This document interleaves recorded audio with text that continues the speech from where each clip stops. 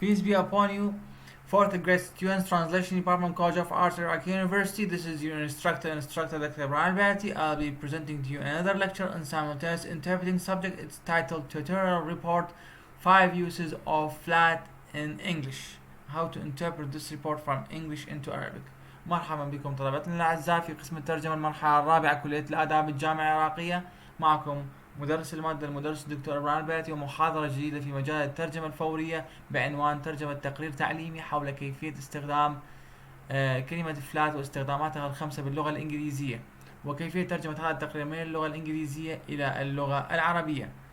Before digging in depth, we have to present you the video and then we are going to explain all the required steps for interpreting it from English into Arabic.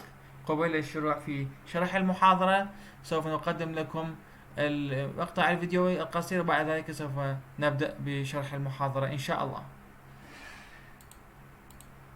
Let's look at some different ways to use the word flat. As an adjective, flat can mean level, something that doesn't go up or down.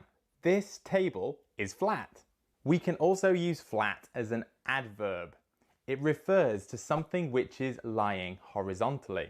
This book is lying horizontally, or it's lying flat. When we feel sad or dull or we lack emotion, we can say that we feel flat. I feel flat because I can't go outside today. As a noun, a flat is also a place we live. We could also say apartment. I live in a flat in London. We can also use flat after a period of time to emphasize how quickly something can be done. This is a short video. You can watch it in 1 minute flat. The first step is speaker's embodiment. Students of simultaneous interpreting subject face no problem in embodying the current video's character verbally because it consists of one single speaker only.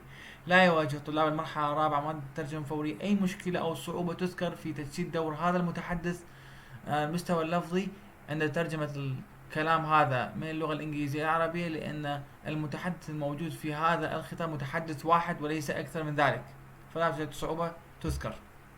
The theme of the speech. The main theme of the speech is concerned with the different uses of the English word flat. الفكرة الرئيسة في هذا المقطع الفيديو القصير تتعلق باستخدامات flat المختلفة في اللغة الإنجليزية. كلمة flat. The speed of the speech سرعة الخطاب. The speed of the current video is normal, so interpreters will be able to interpret it into Arabic easily. سرعة خطاب المتحدث اليوم سرعة اعتيادية فبذلك يستطيع المترجمين الفوريين طلاب المرحلة الرابعة ترجمة هذا المقطع الفيديو القصير من الإنجليزية العربية بسهولة. The clarity of the voice. The voice is clear except for few sounds added in the video. However, they don't impact the clarity of the speaker's voice. طبعا صوت المتحدث واضح جدا رغم وجود بعض الأصوات التي أضيفت هنا وهناك في ثنايا المقطع الفيديو القصير ورغم ذلك فلا يؤثر هذه الأصوات إطلاقا على وضوح صوت المتحدث. The style of the speech. The style of the speech is formal. The style of the speech is formal because the speaker doesn't employ any informal expression nor slang vocabulary. طبيعة خطاب اليوم طبيعة أسلوب رسمي لأن المتحدث لم يعول على أي كلمة دارجة أو تعبير غير رسمي في شرحه لاستخدامات كلمة فلات المختلفة في اللغة الإنجليزية. The pauses of the speech. There are some pauses in the body of the tutorial video. They are useful for simultaneous interpreters to relax their brains for a few seconds. طبعا توجد عدد من التوقفات القصيرة جدا في هذا المقطع الفيديو التعليمي فهذه مفيدة جدا لطلاب الترجمة الفورية والمترجمين الفوريين بشكل عام لكي يسترخوا قليلا أثناء الترجمة. The employment of foreign vocabulary. استخدام المفردات الأجنبية في الخطاب الإنجليزي. There is no foreign language term added to the video. This means it's purely English. لا توجد أي كلمة أجنبية ذكرت في هذا الخطاب الإنجليزي فلذلك نستطيع أن نصف هذا الخطاب باللغة الخطاب الإنجليزي الفصيح. The intonation of the speech. The intonation of the speaker's speech is normal. It's neither high nor low. Therefore, interpreters must retain to the speaker's intonation. نبرة خطاب المتحدث نبرة اعتيادية ليست مرتفعة ولا منخفضة، فعلى المترجم الفوري طلاب المرحلة الرابعة بصورة عامة أن يلتزموا بنفس نبرة صوت المتحدث أثناء ترجمة هذا الخطاب من الإنجليزية إلى العربية. Redundant words الكلمات التي فيها إسهاب وإطناب. There is no redundant words added to the video. It's understood that all fourth grade students must render it into Arabic totally. لا توجد أي كلمات فيها إسهاب وإطناب في متن هذا المقطع الفيديو القصير، فلذلك على طلاب المرحلة الرابعة بشكل عام والمترجمين الفوريين بشكل خاص أن يترجموا كل ما في هذا المقطع الإنجليزي القصير من الإنجليزي إلى العربية دون وجود أي حذف.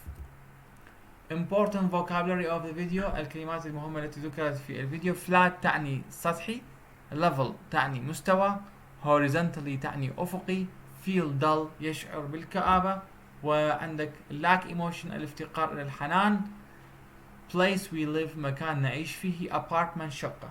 قبل أن نختم المحاضرة أود أن أقول لكم عندما يترجم المترجم الفوري أو طالب المرحلة الرابعة هذه المحاضرة أو هذا المقطع الفيديو القصير يتعلق باستخدامات فلات، فعليه أن يبقي كلمة فلات كما هي باللغة العربية. five different uses of word flat in English يترجمها كالآتي: استخدامات مختلفة لكلمة فلات باللغة الإنجليزية. كلمة فلات تبقى كما هي حتى نجعل القارئ يعرف عن ماذا نتحدث. لا نستطيع أن نقول استخدامات سطحي المختلفة في اللغة الإنجليزية، إذا هناك خطأ، لكن احنا أعطيناكم المعلومات والترجمات المطلوبة للكلمات الصعبة والمهمة جدا في هذا المقطع الفيديو القصير. لكن عندما تترجم عنوان هذه المحاضرة فعليك أن تبقي كلمة فلات كما هي في اللغة العربية. وبهذا قد وصلنا وإياكم إلى نهاية المحاضرة، والسلام عليكم ورحمة الله وبركاته.